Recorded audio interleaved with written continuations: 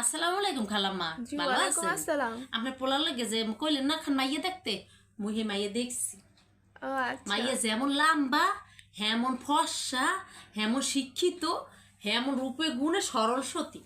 ও সরল সতী। সরল সতী। আচ্ছা আচ্ছা দাঁড়াও, ওই যে নাও খালাম্মা। আমি খাইতে বসছিলাম তো এখন। ও আপনি তুমি খাইতে লইছেন, হইয়া হ্যাঁ। দিয়েছেন?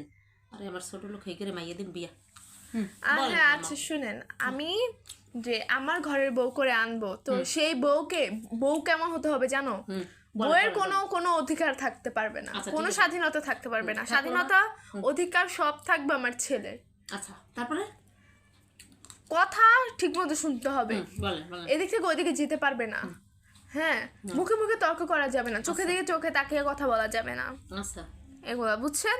আর মেয়ের বাড়ি খালাম্মা, থেকে হ্যাঁ আপনার একটা কথা কই, বলেন। এত কিছু নিয়ে যদি আপনার ছেলের বিয়েই হরান, হ্যাঁ তাহলে আপনার ছেলের বিয়ে করার কি কি দরকার? মেয়েরা তো কোনো স্বাধীনতা থাকে না, তাই ফকির নিজে নি ফকির নি, তার তো কেকটা লই গেলাম। এই